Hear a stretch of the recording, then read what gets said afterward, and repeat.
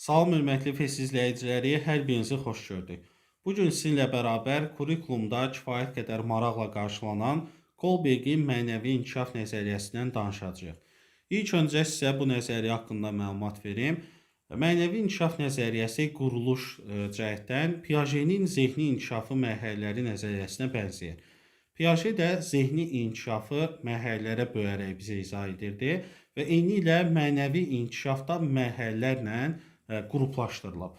Amma əlbəttə ki, fərqlər də var. Məsələn, Piaget zehni inkişafı məhz yaşlara görə qruplaşdırırdı. Yəni həmin mərhələlər yaşlar üzrə bölüşdürülmüşdü. Amma mənəvi inkişafda olan bu mərhələlər yaşlara görə qruplaşdırılmayıb. Təbii ki, Kolberg bunu belə izah edir ki, ilk mərhələlərdə, yəni aşağı mərhələlərdə insan nisbətən az yaşlarında olur. Daha sonra yuxarı mərhələlər qalxdıqca bizim yaşımız da irəliləmiş olur. Amma biz bəzən bunu həyatla müqayisə eləsək görərik ki, əslində yetişkin bir insan da mənəvi inkişafın aşağı mərhələlərində olan xüsusiyyətlərə uyğun düşünə bilir. Mənəvi inkişaf dedikdə nə başa düşməliyik? Əlbəttə ki, biz az yaşlı olanda mənəvi anlayışları dərk etmirik. Məsələn, yaxşılığın nə olduğunu tam anlamırıq. Əşyalarımızı kimləsə bölüşmək lazımdırmı, lazım deyilmi? Kiməsə yaxşılıq etmək lazımdırmı, xeyirxah olmaq lazımdırmı? Bu anlayışları biz daha sonra başa düşürük. Əlbəttə ki, az yaşlı olan vaxtımızda biz bunun mahiyyətini anlamırıq. Nisbətən yaşa dolduqca, yaşımız irəlilədikcə biz bu anlayışların mahiyyətini dərk eləməyə başlayırıq. Mənəvi inkişafda bizə bunu göstərir. Yəni biz ilk mərhələlərdə olanda mənəviyyatdan uzaq oluruq. İrəlilədikcə mənəviyyata yaxınlaşırıq və bir müddət sonra bizim düşüncələrimiz tam mənəvi şəkildə olur. Kolbergin verdiyi izahsa bu yöndədir. Əlbəttə ki, bunu mərhələlərə böləndə biz hər bir mərhələnin ayrı xüsusiyyətləri var, həmin xüsusiyyətləri öyrənməliyik. Amma ilk öncə mərhələlərdən əvvəl bu nəzəriyyə səviyyələrə bölünür. Gəlin buna diqqət edək. Kolberg bizə deyir ki, mənəvi inkişafda 3 səviyyə var. İnsan hər 3 səviyyədən keçmiş olmalıdır. Birinci səviyyə prekonvensional səviyyə adlanır. İkinci səviyyə konvensional, üçüncü isə postkonvensional səviyyədir. Bu sözün mənası nə deməkdir? Konvensional elə mənəviyyat demək deməlidir. Prekonvensionalda biz mənəviyyatdan uzaqıq. Bizim düşüncələrimiz mənəviyyatla müqayisə oluna bilməz. Hələ mənəvi düşünə bilmirik. Adından da hiss olunur prekonvensional. Bu o deməkdir ki, mənəviyyat hələ gələcəkdədir. Biz ona yaxınlaşmamışıq. Konvensional səviyyədə isə biz artıq mənəviyyata yaxınlaşırıq. Tam mənəvi düşünə bilməsək belə, artıq əvvəlkinə baxanda daha mənəvi oluruq. Ona görə bu səviyyənin adı məhz konvensionaldır və üçüncü səviyyə isə postkonvensionaldır. Artıq mənəviyyata çatmışam. Artıq mənim düşüncələrim mənəvi hesab oluna bilər. Ona görə hər bir səviyyəni də Kolberg 2 mərhələyə bölüb və 3 səviyyə varsa, hərəsinin də 2 mərhələsi ümumiyyətlə mənəvi inkişaf nəzəriyyəsi 6 mərhələdən ibarət olmuş olur. Biz bunu bilək ki, hər səviyyənin 2 mərhələsi olsa da, hər ikisi bir səviyyəyə uyğun olduğuna görə bunların ortaq məqamları da olur. Amma təbii ki, ayrı-ayrı mərhələdir, mütləqdir ki, ayrı-ayrı xüsusiyyətləri də olacaq. Məsələn, prekonvensionalın elə ümumi cəhəti odur ki, burada olan hər 2 mərhələ mənəvi düşünmür, mənəviyyatdan uzaqdır. Bunların ortaq cəhəti odur ki, onlar bir növ özlərini düşünmüş olurlar. Amma fərqli-fərqli düşüncələrlə. Məsələn, gəlin baxaq birinci mərhələyə. Bu mərhələnin adı itaət və cəza mərhələsidir. Bu mərhələləri sizə sinif otağında bir situasiya üzərindən izah edəcəm. Məsələn, gəlin elə düşünək ki, sinif otağında 2 nəfər şagird mübahisə edir və bu mübahisə get-gedə qızışır, şiddətlənir, davaya çevrilir. Və beləliklə şagirdlər bir-birlərinə fiziki zərər yetirirlər. Mən də kənardan bunu izləyən üçüncü bir şəxsəm. O 2 dalaşandan biri də mənim yaxın dostumdur. Mənim indi düşüncələrim göstərəcək ki, mən hansı mərhələyə uyğun düşünürəm. Yəni Kolberg özü də nəzəriyyəni bizə çatdırmaq üçün əlbəttə ki, bu üsuldan istifadə edir. Məsələn, itaət və cəza mərhələsində mən həmin o 2 nəfər dalaşan yoldaşa yaxın durmuram. Çünki mərhələnin adına baxın, itaət və cəza. Mən qorxuram, cəzalanmaqdan qorxuram. Fikirləşirəm ki, mənim yaxın dostum hal-hazırda dalaşsa da, mən ona gərək kömək etməyim, yoxsa müəllim buna görə məni cəzalandıra bilər. Bu elə bir mərhələdir ki, itaət və cəza mərhələsində mən qaydaları şərtsiz, yəni söhbətsiz, məsələsiz bunu qəbul eləyirəm. Qayda nədirsə ona riayət edəcəm və buna görə də heç vaxt qayda pozmamağa çalışıram. Çünki cəzadan qorxuram. Yəni əgər mənim etdiyim davranış yaxşı bir şeydirsə, kiməsə yaxşılıq eləyirəmsə, amma bunun axırında kimsə məni cəzalandıracaqsa, mən o yaxşılığı etmərəm. Yəni bəlkə də düz düşünür ha. Məsələn, biz bunu müzakirəyə çıxarsaq, bunu dinləyən bəzi insanlar deyəcək ki, düz düşünür də, yəni cəza varsa niyə eləsin? Və yaxud bəziləri deyəcək ki, yox, bu yaxşılıqdır. Mən cəzalansam belə öz yaxşılığımdan geri qalmaram. Görürsünüzmü? Düşüncələr müxtəlifdir əlbəttə ki, fikirlər müxtəlifdir. Ona görə mən dərsin əvvəlində belə bir şey vurğuladım ki, məsələ burada hər bir mərhələnin düzgün və yaxud yanlış düşündüyü deyil. Necə düşündüyüdür? Mənəvi düşünürmü, yoxsa düşünmürmü? Bizə bu maraqlıdır. Ona görə itaət və cəza mərhələsi ilə siz bəzən razılaşsanız da, bəzən razılaşmasanız da, bu elə bir mərhələdir ki, mənəviyyatdan çox uzaqdadır. Ona görə bu prekonvensional səviyyəyə aiddir. Əgər bu hərəkətin, bu davranışın sonunda cəza varsa, o heç vaxt yaxşılıq haqqında düşünməz. Cəzadan qorxur və cəzalanmasın deyə qaydalara həmişə riayət eləyir. Testlərdə də sizdən qısa şəkildə birdən soruşan olsa ki, qaydaları həmişə pozmayan, ona riayət eləyən kimdir? İtaət və cəza mərhələsi. Çünki yenə deyirəm, cəzadan qorxur, bəli, özünü düşünürmü? Bəli. Ona görə prekonvensional adlanır. Amma biz bunu müzakirəyə çıxarsaq, az öncə dediyim kimi də kimsə deyər ki, mən özümü düşünürəm də, yaxşı eləyirəm, mən niyə cəzalanmalıyam? Görürsünüz, belə fikirlər də var, tamamilə əksi düşünənlər də var. Amma bizə o lazımdır ki, bu mənəvi deyil. İtaət və cəza mərhələsi həmişə cəzaya görə bəzi şeylərdən geridə qalacaq. O yaxşılıq etməyəcək, xeyirxah olmağa çalışmayacaq, çünki bunun sonunda cəza var. Keçirik ikinci mərhələyə. İkinci mərhələnin bir adı individualizm mərhələsidir. Başqa adla ona şəxsi maraq mərhələsi də deyə bilərik. Bəli, bu mərhələdə insan öz şəxsi marağını güdür. Elə ona görə də ilk iki mərhələ prekonvensionaldır, mənəviyyatdan uzaqdır. Burada ümumiyyətlə siz bir şeyə fikir verin ki, bəzən birinci mərhələ, ikinci mərhələ, üçüncü, dördüncü bunların arasında çox məsafə olsa da, bəzən uzaq mərhələlər həqiqətən də yaxşı bir davranışda görünə bilərlər. Məsələn, bəzən individualizm mərhələsi də yaxşılıq eləyir, 6-cı mərhələdə yaxşılıq eləyir. Yəni bəs bunların fərqi nə oldu?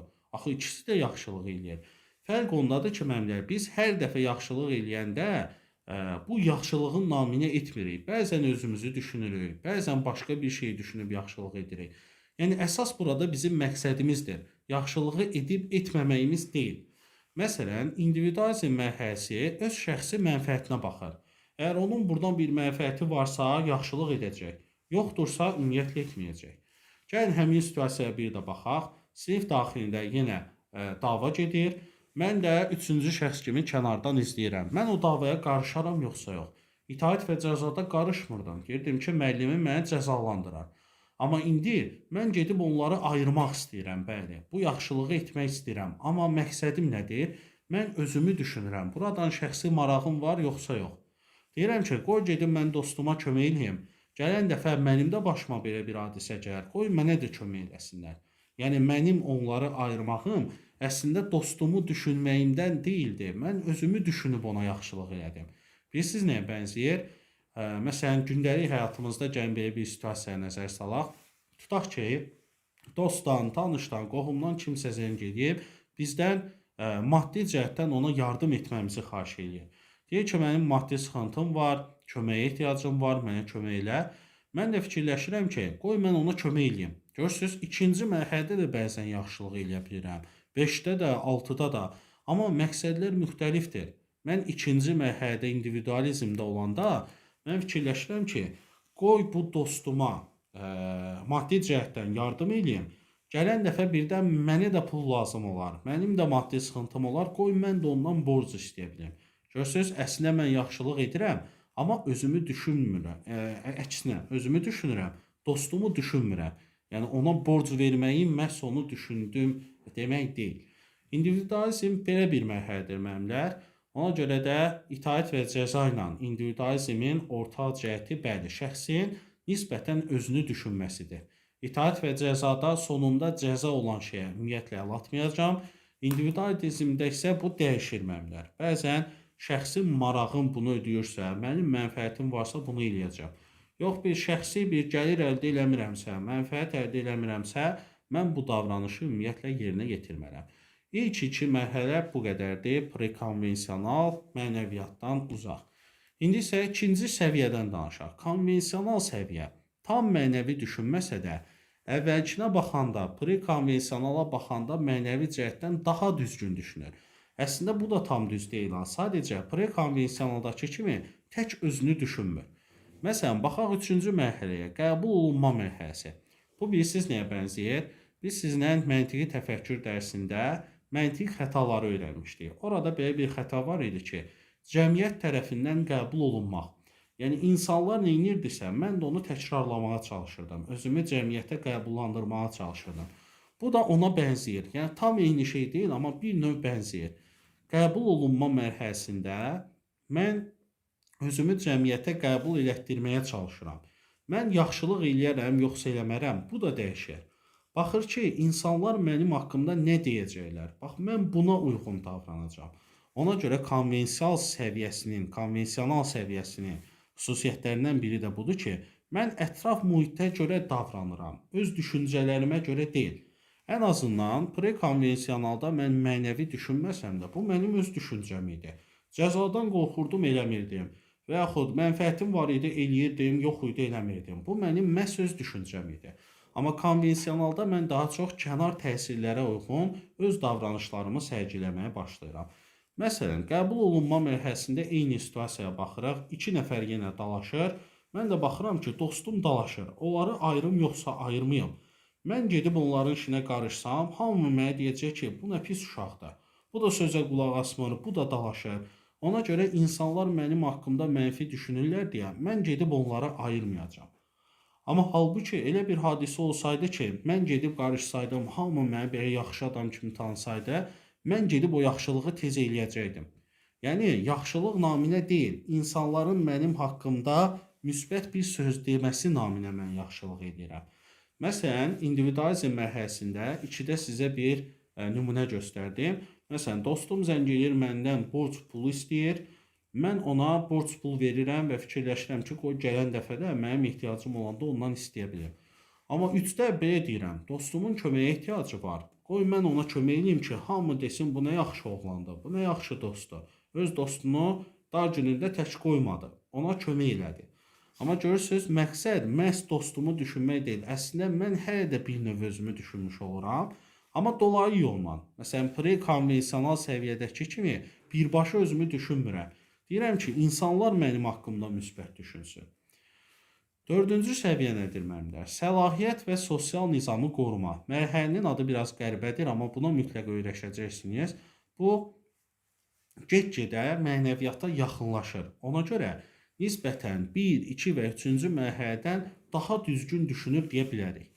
Mərhələnin adına baxın, səlahiyyət və sosial nizamı qoruma. O deyir ki, sosial nizamı qorumaq mərhələsi elə bir mərhələdir ki, ətraf aləmdə qayda qanunun pozulmasına qarşıdır. Məsələn, baxın, biz bunu gəlin şəkillərlə ifadə edək. Səlahiyyət və sosial nizamı qorumaq mərhələsində mən deyirəm ki, məndə qaydaları pozmuram. Gərək heç kim də pozmasın. Məsələn, 2 nəfər dalaşır. Mən bu dəfə onlardan gedib xahiş eləyəcəm ki, siz qaydaları pozmayın. Sinif dalaşmaq üçün uyğun bir mühit deyil. Sinif otağında dalaşmazlar. Görürsünüz, mən neynirəm? Sosial nizamı qorumağa çalışıram. Və buradakı səlahiyyət sözü də buradan irəli gəlir. Mən həmişə qaydalar pozuldanda, ümumiyyətlə qaydalar pozulmasın deyə çalışıram.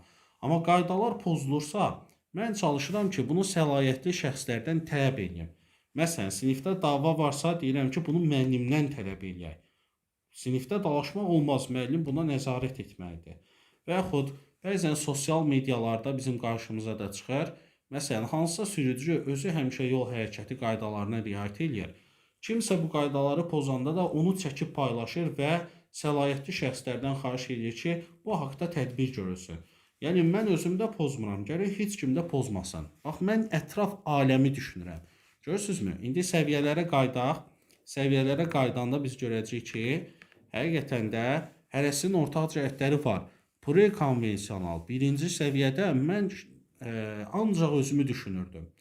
İkinci də konvensionalda ətraf aləmə görə düşünüb hərəkət edirəm. Bəli, qəbul olunmada insanlar nə deyər deyə düşündüm. Dörddə isə ümumiyyətlə sosial nizam qorumasın, ətraf aləmi düşünürəm yenə də. Yəqin ki, bunu hiss eləyə bilirsiniz. Məsələn, gəlin bura qədər bir daha təkrar gedək, bizim üçün refleksi olsun. Baxın, itaət və cəza mərhələsində. Uşaq danlanacaq, bunu bildiyi üçün gedib qaydaları pozmaz. Ona görə qaydaları dəyişməz və şərtsiz şəkildə qəbul edir. Heç vaxt buna qarşı çıxmır. İstəyir bu davranışın axırında tam yaxşı bir şey eləsin, xeyirxahlıq eləsin. Amma cəzalanacaqsa, bu davranışı ümumiyyətlə eləmir. İndividualizm, şəxsi marağı var, bax görürsünüz, mənfəətim varsa, mən gedib bu işlə məşğul olacağam. Amma mənim mənfəətim yoxdursa, yenə də istər yaxşılıq, istər xeyirxahlıq, mən bunu eləməyəcəm. Çünki öz şəxsi marağımı güdürəm. İlk iki mərhələ, bax, bu cür düşünən insandır. Qəbul olunma. Üçüncü mərhələdə artıq mən əvvəlki kimi tam özümü düşünməsəm də, ətraf aləmdəki insanların nə dediklərinə görə davranıram. Məsələn, baxın, əgər mən bilsəm ki, filan yaxşı bir davranışı etsəm, insanlar mənə qəhrəman kimi baxacaq. Mən gedib onu mütləq eləyərəm. Yox, insanlar mənə belə mənfi insan kimi baxarlarsa, onu heç vaxt eləməyəcəm. Qəbul olunma mərhələsinin də özəlliyi budur. Səlahiyyət və sosial nizamı qorumada deyir ki, ətraf aləm bir bütöv şəklindədir. Biz onu pozmamalıyıq, qorumalıyıq. Mən eləyirəmsə siz də eləyin. Qaydaları pozmayın və səlahiyyətli şəxs kimdirsə, bunun məsuliyyətini onlar daşımalıdır. İndi isə mənimlə gəlirik üçüncü səviyyəyə, yəni postkonvensional dediyimiz. Burada artıq tam mənəvi düşünməlidir, düzdür? Postkonvensional. Mərhələnin adına baxın, sosial müqavilə. Bu artıq 5-ci mərhələ olmuş olur. Ümumiyyətlə 5-ci mərhələdir. Amma səviyyə olaraq 3-cüyə aiddir. Yəni tam mənəvi düşünənə. Burada isə şəkildən də sizə məlumdur. Artıq mən ədalət axtarışındayam. Bura qədər olanlarda tamam ayrı-ayrı düşüncələr idi. Məsələn, bəzən qaydaları qəbul edirdim. Bəzən qaydalara özümdə riayət edirdim. Hamıdan da bunu tələb edirdim. Amma indi bu mərhələdə mən artıq qaydaları mühakimə də eləyə bilirəm. Yəni mənim işim odur ki, bu qoyulan qayda ədalətlidirmi? İnsanların yaxşılığı üçündürmü? İnsanların hüququnu pozurmu, yoxsa pozmurmu? Yəni mənim işim sosial ədalətlilikdir. İnsanların bərabər hüquqluğunun təmin olunmasıdır. Görürsünüz, əvvəlki mərhələlərə baxanda mən artıq daha belə deyək də mənəvi düşünürəm. Çünki insanların hüquqlarını düşünürəm. Kiminsə haqqı tapdalanmasın, kiminsə hüququ pozulmasın, ədalət öz yerini tapsın və s. Əvvəlki mərhələdən fərqinə baxın mənimlər. Sosial nizamı qorumada mən deyirəm ki, qaydalar artıq var, onlara hər kəs riayət etməlidir. Amma bu mərhələdə deyirəm ki, qayda varsa, bu qayda bizim üçün ədaləti təmin eləyirmi? Məsələn, filankəsin hüququ pozulmasın. 2 nəfər dalaşır yenə də, mən indi nə reaksiya verəcəm? Mən deyəcəm ki, dalaşmayın. Sənin öz yoldaşını vurmaq ixtiyarın yoxdur. Sən ona fiziki zərər verə bilməzsən. Onun hüquqlarını pozursan. Görürsünüz mənimlər, hər bir mərhələdə mən ayrı-ayrı düşündüm. Ona görə testlərdə siz bərabərlik, bərabər hüquqluluq, daha sonra ədalətin bərpa olunması, nizam-intizamın əvvəlki kimi bir çərçivədən qorunması deyil də, buna sosial ədalətli prinsipi kimi baxılmasını görürsünüzsə, mütləq cavab olacaq sosial müqavilə mərhələsi. Və ən sonuncu mərhələyə gəldik, çıxdıq. Universal etik prinsiplər. Şəkildən də sizə məlumdur. Artıq bizim burada tək bir məqsədimiz var. Biz nə öz mənfəətimizi güdürük, nə insanların nə dediyinə baxırıq, nə qaydalara baxırıq. Heç bir şey, heç biri burada yoxdur.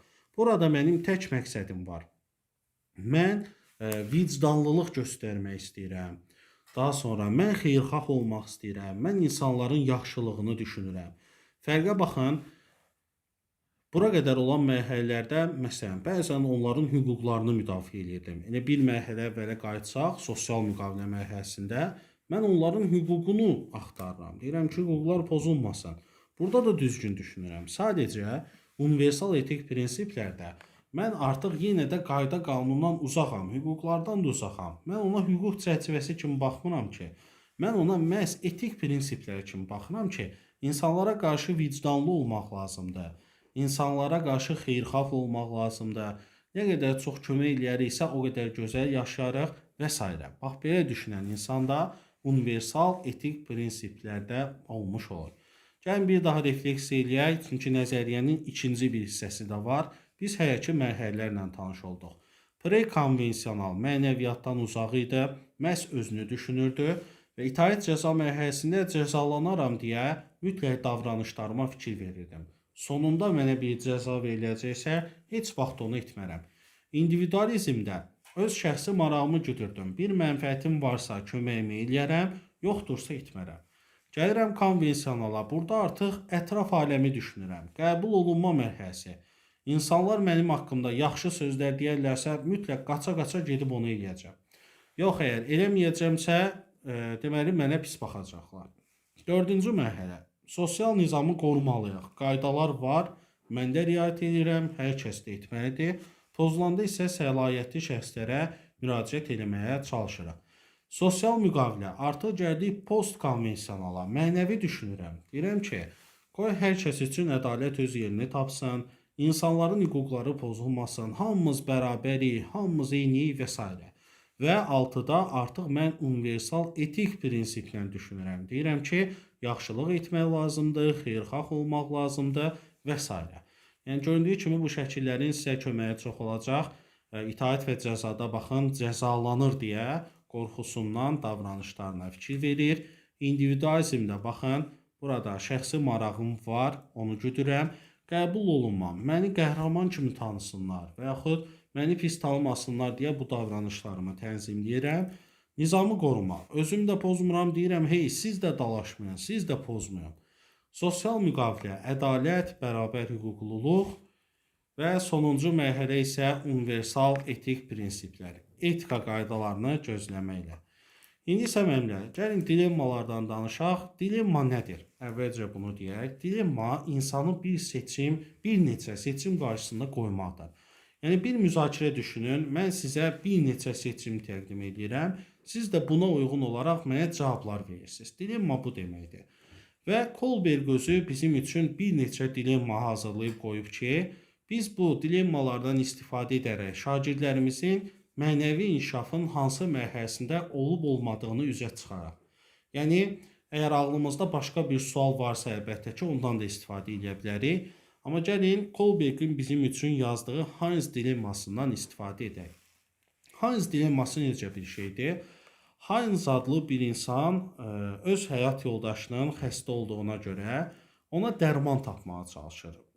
Heinzin həyat yoldaşı ölümcül xəstə olur və onun dərmana ehtiyacı var və onu ölümdən xilas edə biləcək yalnız bir dərman var. Heinz bunu tapmağa çalışır və bu dərmanı tapandan sonra görür ki, bu dərmanı 10 qat bahasına satırlar. Yəni, normalda bu dərman 5 manatdırsa, tutaq ki, deyirəm. Bu, Heinz'a artıq ölüm-dirim məsələsidir deyə, yoldaşının həyatını xilas edir, buna məcburdur deyə, onu satırlar 50 manata, yəni 10 dəfə bahasına satırlar. Əlbəttə ki, Heinz'ın da bu qədər imkanı yoxdur, o dərmanı ala bilmir, borc yığmaq istəyir, o da alınmır və Heinz gedib dərmanı oğurluyor. Baxın mənlər, dilemma budur, həyati bir hadisədir. İndi sualımız odur ki, Heinz düz eləyib, yoxsa səhv eləyib? Belə bir müzakirə başlatmaq. Əlbəttə ki, bu sualı, bu hadisəni hər bir insana danışsaq, hərənin müxtəlif bir fikri olacaq, müxtəlif bir fikir səsləndirəcək. Biz də səslənən fikirlərə görə müəyyən edəcək ki, bu insan mənəvi inkişafın hansı mərhələsinə uyğun düşünür. Məsələn, gəlin buradan baxaq. Heinz dərmanı oğurlamalı idimi? İtaət və cəza mərhələsində olan insan deyəcək ki, əlbəttə ki, xeyr. Çünki Heinz buna görə cəzalanacaq. Onu həbs eləyəcəklər. Gərək dərmanı oğurlamazdı. Görürsünüz mənimlər, yenə sonunda cəza varsa, Deyir ki, gərək o yaxşılığı eləməzdi. Gəlir ikinci mərhələyə, individualizm neynirdi? Marağını güdürdü. Deyir ki, bəli, Hansın öz həyat yoldaşıdır da, ən yaxın insanıdır. Ona görə qoy dərmanı oğurlasın. Yəni onun üçün fərq var da. Məsələn, bu Hansın daha yaxın insanıdırsa, dəyər. Və yaxud uzaq bir qohumu olsaydı, ona görə uğurluğa dəyməzdi. İndividualizm belə düşünür. Gəlirik üçüncüyə. Qəbul olunma deyir ki, əla, Hans yoldaşını xilas etmək üçün gedib dərmanı uğurluyub. İndi hamı Hansa qəhrəman kimi baxacaq. Görürsüz, insanların nə dediyinə uyğun davranır. Səlahiyyət və sosial nizamı qorumaq. Bu da belə fikirləşir ki, sosial nizamı qorumalıyıq axı. Qaydalar var, qaydalar pozulmasın. Niyə dərman uğurluyub? Gedib polisə şikayət eləyərdi də, səlahiyyətli şəxs onlardır. Gəlirik 5-ci mərhələyə, sosial müqavilə. Bunun məqsədi nə idi? Hüquqlar pozulmasın. Deyir ki, bəli, kimsə dərmanı 10 qat bahasına satırsa, Hansın həyat yoldaşı ölməli deyildi axı. Hans oğurluq etməklə öz yoldaşına həyatını geri qaytarıb, onunla yaşamaq hüququnu bərpa edib. Və 6-cı mərhələ universal etik prinsiplər. Nə hüquq barəsində düşünür, nə qanun, nə də ki, qayda haqqında düşünür. Deyir ki, Hans çox gözəl insandır. O yoldaşına görə həbs olunmağı belə gözə alıb, gedib oğurluq eləyib və onun həyatını xilas eləyib. Bir insanın həyatını xilas etməkdən daha gözəl nə isə ola bilməz. Görürsünüzmü müəllimlər? Dediyim kimi, bəlkə də biz burada 3-cü mərhələ ilə razıyıq, bəzən 2-ci ilə razıyıq, hətta bəzən 1-ci ilə də razı ola bilirik. Amma bu bizim səhv və yaxud düz düşündüyümüzü göstərmir. Biz sadəcə buna mənəvi prizmadan baxırıq ki, biz mənəvi düşünmüşük, yoxsa mənəvi düşünməmişik. İndi gəlin sualı biraz dəyişək. Hans dilemmasına görə suallar bir cür olmur, müxtəlif cür suallar var. İndi sualı biraz dəyişirəm. Deyirəm ki, həmin o xəstə olan insan Hansın həyat yoldaşı deyil də, uzaq bir tanışı, qohumu olsaydı, onda Hans dərmanı oğurlamalı idimi? Yenə başlayırıq itaət və cəzadan. Eyni fikirdədir. Deyir, fərqi yoxdur. İstər yoldaşı, istər qohumu, uzaq qohumu. Yenə axırında cəza varsa, dərmanı oğurlamamalı idi. Bu oldu itaət və cəza. İndividualizmə gəlirik. İkinci mərhələdə fikirləşir ki, şəxsi marağım var axı. Deyir ki, həyat yoldaşıma görə dəyərdir. O mənim ən yaxınımdır. Amma uzaq insana görə dəyməz. O belə düşünür. Üçüncü mərhələ, qəbul olunma. Deyir ki, İnsanlar mənim haqqımda ola bilər ki, mənfi düşünsünlər, ona görə mən bunu etmərəm. Və yaxud o artıq vəziyyətdən dəyişir də, situasiyadan asılı da. İnsanlar mənə müsbət insan kimi baxacaqsa, deyəcək ki, bəli, qoy getsin oğurlasın. Yox, mənfi kimi baxacaqlarsa eləməsin. Gəlirik 4-cü mərhələyə, sosial nizamı qorumaq. Yenə də eyni fikirdədir. Deyir ki, yenə də Hans düz eləməyib. Qaydalar onlara riayət eləmək üçündür. Qayda pozmaq olmaz. İstər həyat yoldaşın üçün olsun, istər hansısa bir qohumun üçün. Yenə də sən səlahiyyətli şəxslərə öz şikayətini eləməliydin, tələb etməliydin onlardan. Amma oğurluq etməyin düz deyildi. Gəlirik 5-ci mərhələyə.